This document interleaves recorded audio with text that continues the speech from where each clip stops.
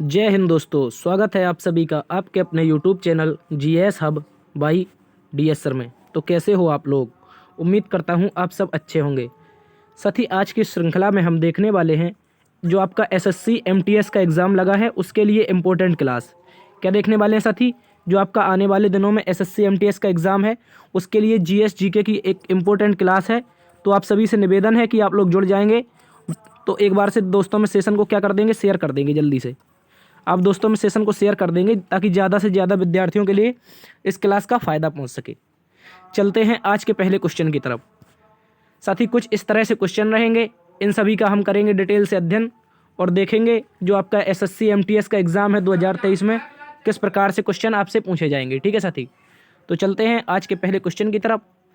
आज का motivation code जो आपको ऊर्जावान बनाएगा और मंजिल के प्रति जागरूक रखेगा। कह रहा है तू हंस तू मुस्कुरा, तू हंस तू मुस्कुरा और रोना कम कर दे, जिंदा है तू इस जिंदगी की नाक में दम कर दे। कितना अच्छा मोटिवेशन कोड है साथी। कह रहा है तू हंस तू मुस्कुरा, परिस्थितियाँ कैसी भी हो, तू हंस तू मुस्कुरा और तू रोना कम कर दे, और तू जिंदा है दोस्त इस ज़िंदगी की नाक में दम कर दे। तो साथी इस ज़िंदगी की नाक में दम करके हम क्या करेंगे, परीक्षा के लिए बहुत ज़्यादा मेहनत करेंगे। जो आप सभी का किसका एसएससी एमटीएस का एग्ज़ाम लगा है उसके लिए आज से क्लासें शुरू कर दी गई हैं। आप लोगों की मांग थी, इसलिए आप सभी से निवेदन है आप दोस्तों में ज़्यादा से ज़्यादा सेशन को शेयर करेंगे। चलते हैं आज के पहले क्वेश्चन की तरफ। साथ ही पहले ही बता दूं आज आपके ऑप्शनल क्वेश्चन नहीं होंगे। ऑप्शनल क्वेश्चन नहीं होंगे, हम डिटेल से देखेंगे क्योंकि बहुत सारे क्वेश्चन ऑप्शनल में क्या होता है कि हम एक ऑप्शन में टिक लगा देते हैं और चले जाते हैं, आगे बढ़ जाते हैं। इसके बाद यदि आप चाहेंगे तो ऑप्शनल क्वेश्चन भी लाए जाएंगे। आज आपकी इंपॉर्टेंट क्लास है तो आप सभी से निवेदन है आप जुड़े रहेंगे सेशन में। चलते हैं आज के पहले क्वेश्चन की तरफ। आज का पहला क्वेश्चन साथी कह रहा है 2022 में राष्ट्रमंडल खेलों का आयोजन कहाँ पर हुआ था। इंपॉर्टेंट क्वेश्चन है और एसएससी के द्वारा पूछा गया क्वेश्चन है साथी, तो याद रखेंगे। बात करें 2022 के राष्ट्रमंडल खेलों की तो इसका आयोजन हुआ था ब्रिटेन के बर्मिंघम शहर में। कहाँ पर? इंग्लैंड का जो बर्मिंघम शहर है यहाँ पर इसका आयोजन होता है। ठीक है, तो आप लोग याद रखेंगे जो राष्ट्रमंडल खेल 2022 था इसका आयोजन कहाँ पर हुआ था साथी, आपका ब्रिटेन बर्मिंघम में। लेकिन बात करें साथी इस मामले में पदक जीतने के मामले में प्रथम स्थान पर कौन रहा था, तो याद रखेंगे साथी इसमें आपका ऑस्ट्रेलिया प्रथम स्थान पर रहा था। इसमें जो पदक जीते थे ऑस्ट्रेलिया ने सर्वाधिक जीते थे और प्रथम स्थान पर रहा था।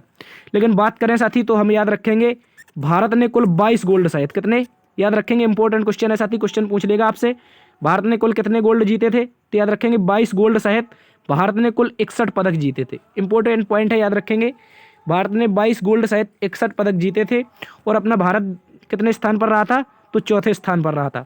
बात करें पहले पे तो हो गया आपका ऑस्ट्रेलिया, दूसरे पे बात करें तो याद रखेंगे दूसरे पे आपका रहा था इंग्लैंड। कौन रहा था साथी, आपका दूसरे पे इंग्लैंड रहा था, तथा तीसरे की बात करें तो इसमें कनाडा रहा था। क्या रहा था, तो याद रखेंगे कनाडा तीसरे पर और चौथे पे अपना देश भारत रहा था। इंपॉर्टेंट है, याद रखेंगे पहले पे ऑस्ट्रेलिया, दूसरे पे इंग्लैंड, तीसरे पे कनाडा और चौथे पे कौन रहा था, तो याद रखेंगे भारत रहा था। बात करें साथी राष्ट्रमंडल खेलों की तो याद रखेंगे राष्ट्रमंडल खेलों की शुरुआत 1930 में कहाँ पर साथी कब हुई थी, तो सबसे पहले तो याद रखेंगे 1930 में इसकी शुरुआत होती है और हैमिल्टन और ओंटेरियो नामक दो शहर थे कहाँ के, तो याद रखेंगे कनाडा के। कहाँ के साथी, कनाडा के दो शहर थे, इसमें यहाँ पर इसकी शुरुआत होती है 1930 में। ठीक है, इंपॉर्टेंट है, याद रखेंगे भारत चौथे स्थान पर रहा था। पहली बार आपके राष्ट्रमंडल खेल 30 में हुए थे और अब प्रथम स्थान पर 2022 के मामले में देखा जाए तो याद रखेंगे ये 22वें क्रम के थे। ये भी याद रखेंगे प्रथम स्थान पर तो आपका ऑस्ट्रेलिया रहा था, लेकिन जो 2022 में राष्ट्रमंडल खेल हुए थे ये आपके 22वें क्रम के थे। क्वेश्चन पूछ लेगा साथी जो 2022 में राष्ट्रमंडल खेल थे ये किस क्रम के थे, तो याद रखेंगे कितने कौन से क्रम के थे, तो 22वें क्रम के थे। इंपॉर्टेंट है, याद रखेंगे। चलते हैं आज के अगले क्वेश्चन की तरफ। आज का दूसरा क्वेश्चन साथी आपसे कह रहा है भारत सरकार द्वारा नीति आयोग की स्थापना किस वर्ष की गई थी। क्या कह रहा है साथी, याद रखेंगे भारत सरकार के द्वारा नीति आयोग जो है इसकी स्थापना किस वर्ष की गई थी। बात करें साथी नीति आयोग की तो इसकी स्थापना 1 जनवरी 2015 को होती है। कब होती है, तो याद रखेंगे 1 जनवरी 2015 को नीति आयोग की स्थापना होती है। और इसके अध्यक्ष की बात कर लें तो उस भारत का प्रधानमंत्री होता है। कौन होता है, तो याद रखेंगे जो भारत का प्रधानमंत्री होता है वो नीति आयोग का अध्यक्ष होता है। क्योंकि जो साथी नीति आयोग था ये आपका योजना आयोग के स्थान पर बनाया गया था। किसके स्थान पर, तो याद रखेंगे जो नीति आयोग था ये किस स्थान पर बनाया गया था, जो आपका योजना आयोग था इसके स्थान पर इसका निर्माण हुआ था। जो योजना आयोग था इसका अध्यक्ष कौन होता था, तो आपका प्रधानमंत्री होता था। इसी प्रकार जो जब इसने योजना आयोग को रिप्लेस किया तो जो नीति आयोग बना इसका अध्यक्ष भी कौन होगा? प्रधानमंत्री होगा। बात करें साथी नीति आयोग की, तो याद रखेंगे नीति आयोग 3 वर्ष के लिए बनाई गई योजनाओं पर कार्य करता है। इंपॉर्टेंट पॉइंट है, क्योंकि जो आपका योजना आयोग था ये 5 वर्षीय योजनाएं चलाता था, लेकिन जो 3 वर्ष की योजनाएं हैं ये कौन चलाता है? नीति आयोग चलाता है। अति महत्वपूर्ण क्वेश्चन है, याद रखेंगे। क्वेश्चन पूछ लेगा आपसे, योजना आयोग 5 वर्ष के लिए कार्य करता है, तो नीति आयोग कितने वर्ष के लिए कार्य करता है? तो याद रखेंगे आपका नीति आयोग जो है ये 3 वर्ष के लिए कार्य करता है। इंपॉर्टेंट है, याद रखेंगे। इसके अलावा बात करें नीति आयोग के वर्तमान सीईओ की, तो वर्तमान में नीति आयोग के सीईओ कौन है? तो VVR सुब्रमण्यम। कौन है? याद रखेंगे VVR सुब्रमण्यम इसके कौन बने हैं? नए सीईओ बने हैं। जबकि इसके उपाध्यक्ष की बात करें साथी तो सुमन के बेरी। ठीक है, इंपॉर्टेंट है, सुमन बेरी इसके क्या हो जाएंगे? आपके याद रखेंगे उपाध्यक्ष हो जाएंगे। और अध्यक्ष कौन होता है? तो प्रधानमंत्री। वर्तमान में प्रधानमंत्री तो सभी को पता होगा मोदी जी हैं। ठीक है, चलते हैं आज के अगले क्वेश्चन की तरफ। आज का साथी अगला क्वेश्चन आपसे कह रहा है, कौन सी सूची कनाडा के संविधान से ली गई है जिस पर सिर्फ केंद्र सरकार कानून बना सकती है? इस तरह से क्वेश्चन है, और ये क्वेश्चन भी आपका SSC के द्वारा पूछा गया है। याद रखेंगे ऐसी कौन सी सूची है जो कनाडा के संविधान से ली गई है और जिस पर आपकी केवल केंद्र सरकार संघ कानून बना सकता है? तो याद रखेंगे कनाडा के संविधान से हमने क्या लिया है? सबसे पहले तो याद रखेंगे हमने साथी संघीय ढांचा लिया है। क्या लिया है? संघीय ढांचा। कहाँ से लिया है? तो कनाडा के संविधान से लिया है। इसके अलावा हमने कनाडा के संविधान से अवशिष्ट सूची ली है। कौन सी सूची? तो याद रखेंगे यही क्वेश्चन आपसे पूछा है, कौन सी सूची कनाडा के संविधान से ली है? तो याद रखेंगे कनाडा के संविधान से साथी हमने अवशिष्ट सूची ली है, और इसका उल्लेख अनुच्छेद 248 में मिलता है। अनुच्छेद 248 में क्या मिलता है? तो याद रखेंगे कनाडा से ली गई भारतीय संविधान में अवशिष्ट सूची का उल्लेख मिलता है। अवशिष्ट सूची की बात करें तो साथी इस पर केवल कौन कानून बनाता है? तो केवल केंद्र सरकार यानी कि संघ कानून बनाता है। ठीक है, इसको याद रखेंगे। अवशिष्ट सूची का मतलब क्या था? इसकी ज़रूरत क्या थी? तो याद रखेंगे साथी जो अवशिष्ट सूची है, जब भारत आज़ाद हुआ था उस समय जो प्रावधान नहीं थे संविधान में, जो प्रावधान आपके नहीं थे, जैसे आपका साइबर क्राइम नहीं था। क्या नहीं था? आपका साइबर क्राइम नहीं था। साइबर क्राइम के अलावा आपका इंटरनेट नहीं था। ठीक है, इंटरनेट नहीं था। ठीक है, इस तरह की जो प्रावधान थे ये नहीं थे, तो उस समय जो प्रावधान नहीं थे उनको शामिल करने के लिए एक और अलग से सूची बनाई थी भारत सरकार ने, क्योंकि जो ये प्रावधान होंगे जो भविष्य में भी आएंगे 5G 6G इस तरह के प्रावधान, ये सारे के सारे कहाँ पर जाएंगे? आपके अवशिष्ट सूची में जाएंगे। इंपॉर्टेंट है, याद रखेंगे। और हमने इसको कनाडा से लिया है। इसके अलावा बात करें समवर्ती सूची की, ये भी इंपॉर्टेंट पॉइंट हो जाता है, ये SSC ने कई बार पूछा है आपसे। याद रखेंगे समवर्ती सूची का प्रावधान हमने ऑस्ट्रेलिया के संविधान से लिया है। कहाँ से? जो ऑस्ट्रेलिया का संविधान है साथी, इसके संविधान से हमने क्या लिया है? समवर्ती सूची का प्रावधान लिया है। और जो समवर्ती सूची है इसमें आपका संघ यानी कि केंद्र सरकार और राज्य, संघ एवं राज्य दोनों कानून बना सकते हैं। राज्य सरकार और केंद्र सरकार दोनों कानून बना सकती हैं। ठीक है, इसको याद रखेंगे, इंपॉर्टेंट पॉइंट है। चलते हैं आज के अगले क्वेश्चन की तरफ। आज के साथ ही अगले क्वेश्चन की बात करें तो क्वेश्चन पूछ रहा है, बेटी बचाओ और बेटी पढ़ाओ योजना किस वर्ष शुरू की गई थी? क्या कह रहा है साथी? बेटी बचाओ और बेटी पढ़ाओ योजना किस वर्ष शुरू की गई थी? ठीक है, इसको याद रखेंगे, इंपॉर्टेंट क्वेश्चन है। बात करें बेटी बचाओ और बेटी पढ़ाओ योजना की, तो इसकी शुरुआत 22 जनवरी 2015 को होती है। कब होती है? 22 जनवरी 2015 को होती है। बात करें साथी कहाँ पर इसकी शुरुआत हुई थी? तो याद रखेंगे पानीपत हरियाणा में। कहाँ पर? पानीपत जिला है हरियाणा का, यहाँ पर इसकी शुरुआत हुई थी। इस योजना की शुरुआत का मुख्य उद्देश्य क्या था? तो याद रखेंगे इसका मुख्य उद्देश्य था साथी जो बालिकाएं हैं इनके अस्तित्व की रक्षा करना, यानी कि बहुत सारे माता पिता अपनी जैसे उसका क्या करवाते हैं? अल्ट्रासाउंड करवाते हैं। जब उसको पता चलता है कि इसके गर्भ में क्या है? बालिका यानी कि बच्ची है, तो वो बहुत सारे क्या करवा देते हैं? अबॉर्शन करवा देते हैं। तो इस तरह की जो सुविधाएं थी यानी कि इस तरह की जो प्रक्रियाएं थी इनके रोक के लिए भारत सरकार ने बेटी बचाओ बेटी पढ़ाओ योजना शुरू की थी। ठीक है, बच्चियों के अस्तित्व को बचाना, उनकी सुरक्षा करना तथा उनकी शिक्षा को प्रदान करना, यानी कि भारत सरकार के महत्वपूर्ण जो योजना है ये, इसमें क्या था? तो जो बच्चियों को ज़्यादा से ज़्यादा काम में भागीदारी दिलाना, यानी कि जब हम शिक्षा देंगे, उनकी सुरक्षा करेंगे और उनके अस्तित्व की रक्षा करेंगे तो क्या जो आपकी बच्चियां हैं यानी कि महिलाएं हैं ये आगे चलकर भारत के काम में हाथ बटाएंगी। इसलिए इस योजना की शुरुआत की गई थी। इंपॉर्टेंट है, याद रखेंगे 22 जनवरी 2015 को इसकी हरियाणा के पानीपत से शुरुआत होती है, बेटी बचाओ बेटी पढ़ाओ योजना। और आप इसका आंसर कमेंट बॉक्स में एक छाप के बताएंगे। इस योजना को एक अन्य नाम से जानते हैं, अगर आपको याद है तो बता दीजिए, वरना आपको कमेंट बॉक्स में इसका आंसर मिल जाएगा। ठीक है, चलते हैं आज के अगले क्वेश्चन की तरफ। आज का साथी अगला क्वेश्चन कह रहा है, बांदीपुर राष्ट्रीय उद्यान किस राज्य में स्थित है?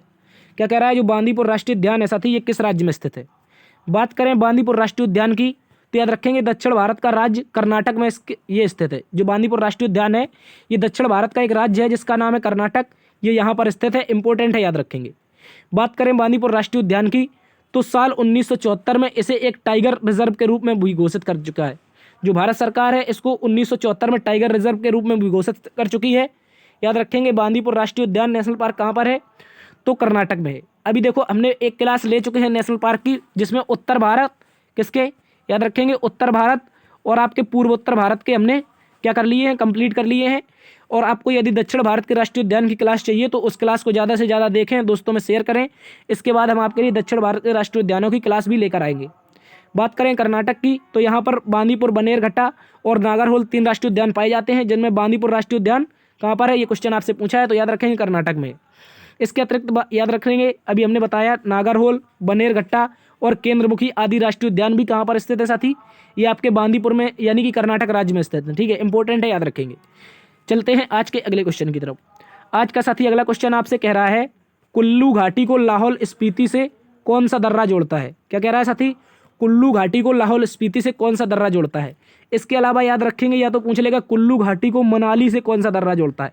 इस दोनों क्वेश्चन का आंसर एक ही हो जाएगा। याद रखेंगे जो कुल्लू घाटी को लाहौल स्पीति से जोड़ता है उसका नाम क्या है साथी, ये रोहतांग दर्रा। ठीक है, इसको वर्तमान में अटल सुरंग या अटल दर्रा के नाम से भी जानते हैं। रोहतांग दर्रा जो है साथी ये आपका कुल्लू घाटी को लाहौल स्पीति से जोड़ता है। इंपॉर्टेंट क्वेश्चन है, याद रखेंगे। इसके अलावा बात करें ये कहाँ पर स्थित है तो सभी को पता होगा साथी, जब कुल्लू और मनाली की बात आई है तो ये हिमाचल प्रदेश में हो जाएगा। कहाँ पर साथी, रोहतांग दर्रा आपका हिमाचल प्रदेश में हो जाएगा। और 3980 मीटर की ऊंचाई पर स्थित एक ये हिमालयन दर्रा है, यानी कि हिमालय पर्वत को काटकर बनाया गया एक दर्रा है। इसकी हाइट कितनी है तो समुद्र तल से 3980 मीटर ऊंचाई पर स्थित है ये। इसके अलावा याद रखेंगे बारालाचा दर्रा भी लाहौल स्पीति को लेह से जोड़ता है। देखो इस तरह से कुछ पॉइंट याद रखेंगे। यहाँ पर जैसे आपका कुल्लू घाटी है, इसके अलावा ये आपका लाहौल स्पीति है, इनके बीच में जो दर्रा होगा, ये जो दर्रा होगा ये पास आपका कौन सा होगा, रोहतांग पास होगा। कौन सा साथी, इसको याद रखेंगे, ये रोहतांग पास होगा। इसके अलावा यहाँ पर लेह लद्दाख है और ये आपका लाहौल स्पीति है। जो इन दोनों के बीच में पास है ये कौन सा हो जाएगा, ये आपका हो जाएगा बारालाचा दर्रा। कौन सा साथी, इंपॉर्टेंट है, याद रखेंगे। ये लेह और आपका लाहौल स्पीति के बीच कौन सा दर्रा हो जाएगा, बारालाचा। इंपॉर्टेंट है, याद रखेंगे। नीचे कुल्लू घाटी या लाहौल स्पीति या फिर मनाली, ये तीनों के बीच में कौन सा दर्रा है तो याद रखेंगे रोहतांग दर्रा। ठीक है, इंपॉर्टेंट है, याद रखेंगे। और आप एक क्वेश्चन छाप के बताएंगे, जो अटल सुरंग है इसकी जो लंबाई है, इसकी लंबाई कितनी है। इंपॉर्टेंट है, याद रखेंगे। अटल सुरंग की लंबाई आप लोग कमेंट बॉक्स में छाप के बताएंगे। ठीक है, चलते हैं आज के अगले क्वेश्चन की तरफ। आज का साथी अगला क्वेश्चन कह रहा है सेबी का मुख्यालय किस राज्य में कहाँ पर स्थित है। क्या कह रहा है, जो सेबी का मुख्यालय है ये किस राज्य में कहाँ पर स्थित है। तो याद रखेंगे जो सेबी है साथी इसको हम जानते हैं भारतीय प्रतिभूति और विनिमय बोर्ड, किस नाम से, भारतीय प्रतिभूति और विनिमय बोर्ड के नाम से जानते हैं। और इसका जो मुख्यालय की बात करें साथी ये आपका बांद्रा में हो जाएगा। कहाँ पर, मुंबई के बांद्रा कुर्ला कॉम्प्लेक्स है स्थित है। याद रखेंगे, तो याद रखेंगे ये कहाँ पर हो जाएगा, मुंबई के बांद्रा कुर्ला में, यानी कि केवल याद रखना है आपको मुंबई में स्थित है। कहाँ पर साथी, ये आपका मुंबई में स्थित हो जाएगा। अति महत्वपूर्ण क्वेश्चन है, याद रखेंगे। मुंबई में स्थित हो जाएगा कौन सा, सेबी का मुख्यालय। बात करें सेबी की तो याद रखेंगे इसकी स्थापना 1992 में हुई थी। जो सेबी थी इसकी स्थापना कब हुई थी साथी, इसकी स्थापना 1992 के जो अधिनियम था इसके तहत हुई थी। लेकिन बात करें इसकी स्थापना कब हुई थी तो 1988 में, यानी कि 1988 में हुई थी। अधिनियम बाद में आया था, यानी कि जो सेबी थी इसको सरकारी बाद में बनाया गया साथी। इससे पहले इसकी स्थापना 1988 में हो जाती है। इंपॉर्टेंट है, 1992 का अधिनियम है और 1988 में इसकी स्थापना हो जाती है। लेकिन कई ऐसी संस्थाएं हैं जिनकी 1 साल पहले अधिनियम आता है और 1 साल बाद स्थापना होती है। लेकिन जो आपका security exchange board of India है इसके केस में ऐसा नहीं है, इसका अधिनियम बाद में आता है, स्थापना पहले हो जाती है। तो याद रखेंगे सेबी की स्थापना 1988 में हुई थी। और सेबी की वर्तमान प्रमुख की बात करें साथी तो याद रखेंगे माधवीपुरी बुच। कौन साथी, माधवीपुरी बुच पहली महिला वर्तमान में security exchange board of India की पहली महिला अध्यक्ष है। इंपॉर्टेंट है, याद रखेंगे। सेबी की मुख्यालय की बात करें तो मुंबई, यानी कि साथी राज्य की बात करें तो महाराष्ट्र। ठीक है, इंपॉर्टेंट है, बहुत सारे विद्यार्थी जो नई तैयारी कर रहे हैं वो याद रखेंगे मुंबई कहाँ पर है, महाराष्ट्र में। ठीक है, चलते हैं आज के अगले क्वेश्चन की तरफ। आज का साथी अगला क्वेश्चन कह रहा है चींटी के डंक में कौन सा एसिड होता है। क्या कह रहा है साथी, याद रखेंगे चींटी के डंक में कौन सा एसिड होता है। बात करें चींटी के डंक की तो सभी विद्यार्थी याद रखेंगे इसमें कौन सा एसिड हो जाएगा, आपका फार्मिक एसिड हो जाएगा। इंपॉर्टेंट क्वेश्चन है, याद रखेंगे। फार्मिक एसिड इसके अलावा कहाँ कहाँ पाया जाता है तो याद रखेंगे जो बिच्छू होता है, आपका ततैया होता है, मधुमक्खी होता है आदि के डंकों में भी क्या पाया जाता है, तो याद रखेंगे फार्मिक एसिड पाया जाता है। याद रखेंगे जो बिच्छू, ततैया और मधुमक्खी है इनमें क्या डंक पाए जाते हैं, तो इनके डंकों में कौन सा एसिड, फार्मिक एसिड। इंपॉर्टेंट है, याद रखेंगे। और फार्मिक एसिड को हम मेथोनिक अम्ल के नाम से भी जानते हैं, यानी कि इसको मेथोनिक एसिड के नाम से भी जानते हैं जो फार्मिक एसिड होता है। इंपॉर्टेंट है, याद रखेंगे। बात करें फार्मिक एसिड की, तो ये सबसे सरल कार्बोक्सिलिक एसिड है। जो कार्बोक्सिलिक एसिड होते हैं इनका जो सबसे सरल तत्व है वो कौन सा हो जाएगा, फार्मिक एसिड हो जाएगा। इंपॉर्टेंट है, याद रखेंगे। और ये एक विषैला होता है, इसलिए चींटी या ततैया काट लेती है तो हमको वहाँ पर सूजन आ जाती है और दर्द भी होता है, ठीक है। इंपॉर्टेंट है, याद रखेंगे। चलते हैं आज के अगले क्वेश्चन की तरफ। अभी हमने आपसे पूछा था जो अटल टनल है इसकी लंबाई कितनी है, तो याद रखेंगे सभी विद्यार्थी इसकी 9.2 किलोमीटर नहीं लगाएंगे, ठीक है। ये गलत हो जाएगा अगर 9.2 किलोमीटर लगाएंगे, ये गलत है। याद रखेंगे इसकी जो लंबाई है वो 9.02 किलोमीटर, ठीक है। इंपॉर्टेंट है, याद रखेंगे। 9.02 किलोमीटर इसकी क्या है, तो याद रखेंगे लंबाई है। जो अटल सुरंग है इसकी लंबाई 9.02 किलोमीटर है। 9.2 किलोमीटर यदि लगाएंगे तो गलत हो जाएगा। इंपॉर्टेंट है, याद रखेंगे, ठीक है। चींटी के डंक की बात करी तो इसमें क्या हो जाएगा, फार्मिक एसिड। चलते हैं अगले क्वेश्चन की तरफ। आज का साथी अगला क्वेश्चन कह रहा है अनुच्छेद 356 का संविधान कह रहा है अनुच्छेद 356 में भारतीय संविधान में कौन सा प्रावधान दिया गया है। इंपॉर्टेंट है, याद रखेंगे। कह रहा है जो अनुच्छेद 356 है इसमें कौन सा प्रावधान दिया गया है। अनुच्छेद 356 के प्रावधान की बात करें साथी तो याद रखेंगे इसमें क्या दिया है, राष्ट्रपति शासन दिया है। इंपॉर्टेंट है, याद रखेंगे। कोई राज्य है जैसे वहाँ पर कोई संवैधानिक तंत्रों का उल्लंघन हो रहा है तो वहाँ का राज्यपाल क्या करेगा, उस राज्य का राज्यपाल सरकार को बर्खास्त कर देगा और क्या लगा देगा, राष्ट्रपति शासन लगा देगा, ठीक है। इंपॉर्टेंट है, याद रखेंगे। और जब चुनाव होता है तो चुनाव से पहले भी जब सत्ता पूर्ण रूप से राज्यपाल के हाथों में चली जाती है तब भी आपका क्या लगता है, तो राष्ट्रपति शासन लगता है। और ये किस अनुच्छेद के तहत लगता है, तो साथी 356 के तहत। इंपॉर्टेंट है, याद रखेंगे। जो राष्ट्रपति शासन है ये भारत सरकार के अधिनियम 1935 के प्रावधान में शामिल था।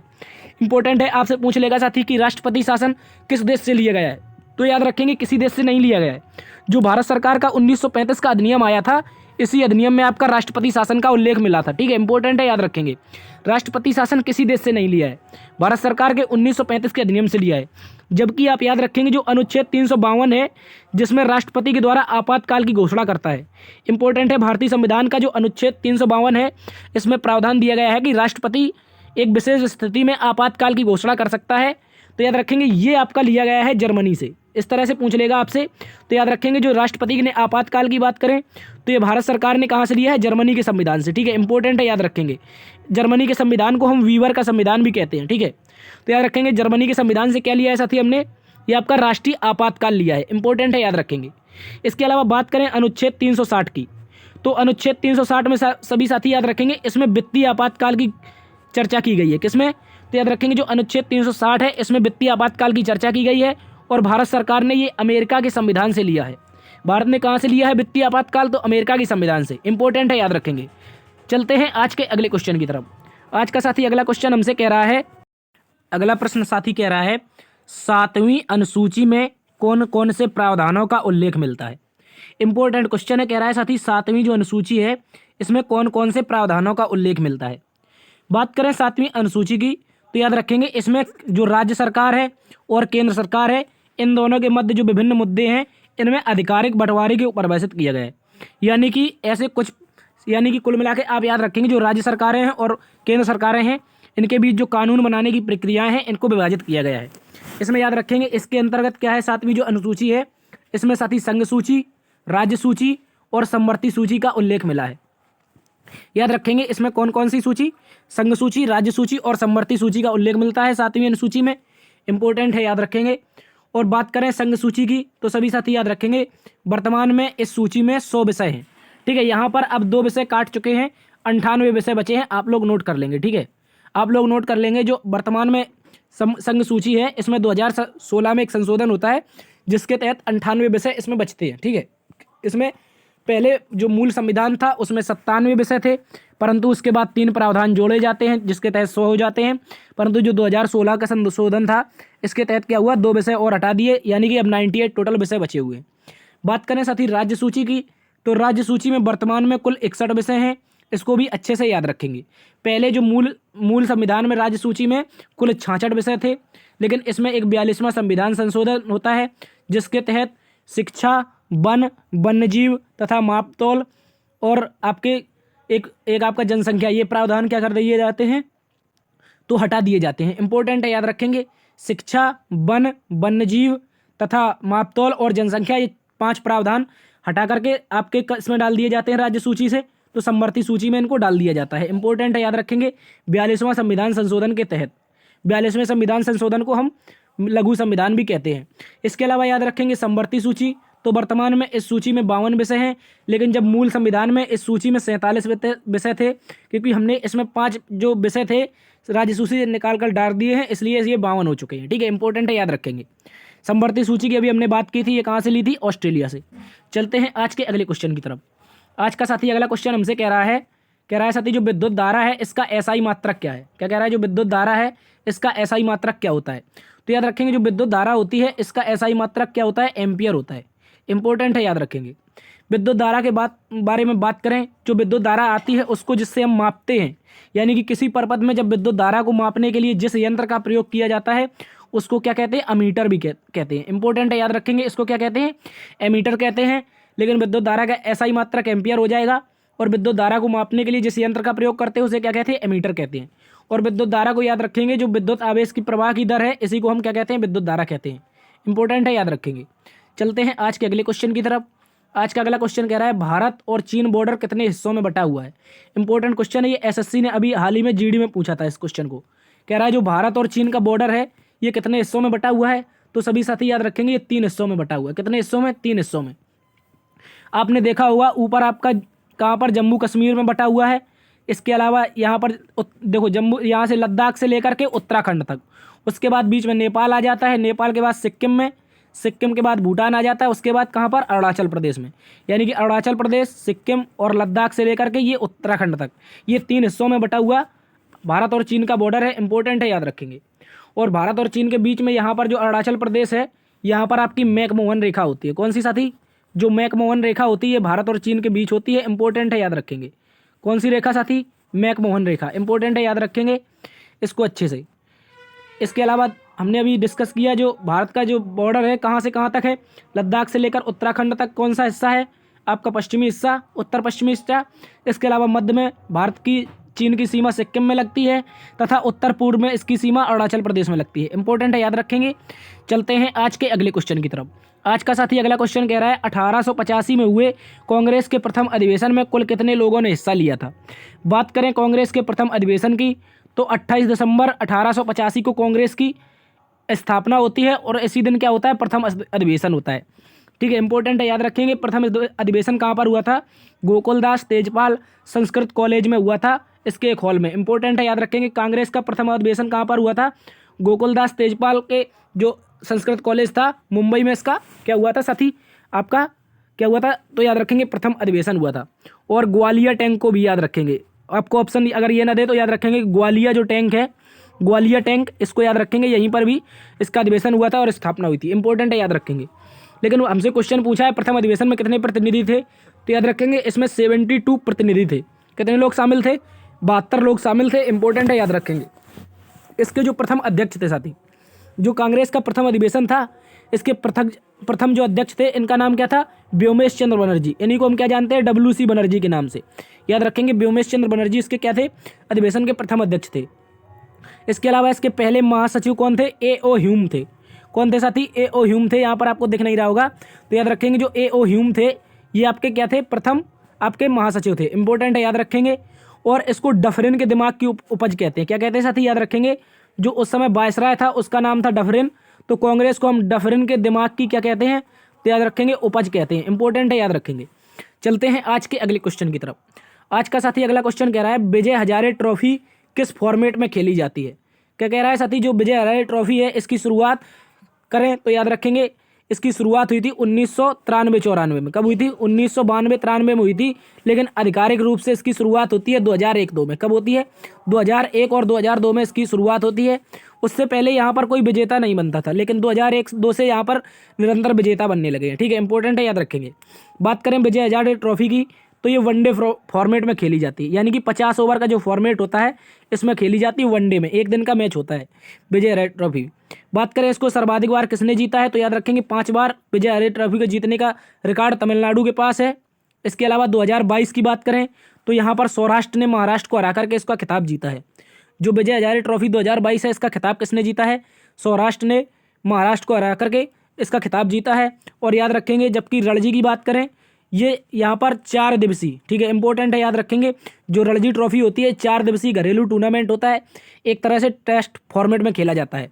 लेकिन घरेलू जो टूर्नामेंट है T20 फॉर्मेट की बात करें घरेलू टूर्नामेंट की, तो इसको जानते हैं सैयद मुश्ताक अली ट्रॉफी के नाम से। किस नाम से साथी, जो सैयद मुश्ताक अली ट्रॉफी है इस नाम से हम जानते हैं T20 फॉर्मेट में खेला जाने वाला घरेलू टूर्नामेंट। चलते हैं आज के अगले क्वेश्चन की तरफ। आज का अगला क्वेश्चन आप याद रखेंगे, इंपॉर्टेंट है, कह रहा है भारतीय संविधान के किस अनुच्छेद में शिक्षा का अधिकार है। क्या कह रहा है साथी, जो भारतीय संविधान है इसके किस अनुच्छेद में शिक्षा का अधिकार है, तो याद रखेंगे आप एक 86वां संविधान संशोधन, क्या याद रखेंगे, जो आपका 86वां कॉन्स्टिट्यूशनल अमेंडमेंट हुआ था तो इसको याद रखेंगे 2002 में हुआ था। इसमें साथी क्या हुआ था, जो अनुच्छेद 21A है, क्या है साथी, अनुच्छेद 21A शिक्षा का अधिकार आपका एक फंडामेंटल राइट बना था। क्या बना था, फंडामेंटल राइट, यानी कि मौलिक अधिकार बना था शिक्षा का अधिकार। इंपॉर्टेंट है, याद रखेंगे भारतीय संविधान के अनुच्छेद 21A में शिक्षा का अधिकार आया था, ठीक है। और ये 86वें संविधान संशोधन के तहत आया था। इसी के तहत क्या जुड़ा था, आपका 11वां मौलिक कर्तव्य जुड़ा था जो शिक्षा से संबंधित था, जो आपका 11वां मौलिक कर्तव्य था। इससे पहले आपको पता होगा 42वें संविधान संशोधन के तहत भारत में 10 मौलिक कर्तव्य जोड़े गए थे। जो 11वां था वो 86वें संविधान संशोधन से जुड़ता है और ये शिक्षा से संबंधित था, आपका 11वां बना था। और इसी के साथ शिक्षा के अधिकार को मौलिक अधिकार बनाया था आर्टिकल 21A के तहत। इंपॉर्टेंट है, याद रखेंगे। इसके अलावा बात करें इस अधिकार में क्या था, तो याद रखेंगे 6 से 14 वर्ष की आयु के जो बच्चे थे इन बच्चों को मुफ्त में और अनिवार्य शिक्षा देना का प्रावधान किया गया था भारत सरकार के द्वारा। भारत सरकार के द्वारा 6 से 14 वर्ष के जो विद्यार्थी थे इनके द्वारा मुफ्त में शिक्षा देने का प्रावधान किया गया था। इसके अलावा अभी हमने डिस्कस किया जो 86वां संविधान संशोधन अधिनियम था 2002 के तहत यह प्रावधान किया गया था और भारतीय संविधान में 11वां मौलिक कर्तव्य भी जोड़ा गया था, ठीक है। इसको अच्छे से याद रखेंगे। तो ये थी साथी आज की क्लास। उम्मीद करता हूँ आज की क्लास और MTS के लिए जो आज से प्रयास शुरू हुआ है इसको आप ज़्यादा से ज़्यादा दोस्तों में शेयर करेंगे। और यदि इस तरह की निरंतर क्लासें चाहिए MTS के पेपर तक तो आप दोस्तों में ज़्यादा से ज़्यादा सेशन को शेयर करेंगे, लाइक करेंगे और चैनल पर यदि नए हैं तो सब्सक्राइब भी जरूर करेंगे, ठीक है। इंपॉर्टेंट है, याद रखेंगे। देखते रहिए GS अब बाई DS सर। मिलते हैं अगली वीडियो में, तब तक के लिए अपना ख्याल रखना। जय हिंद।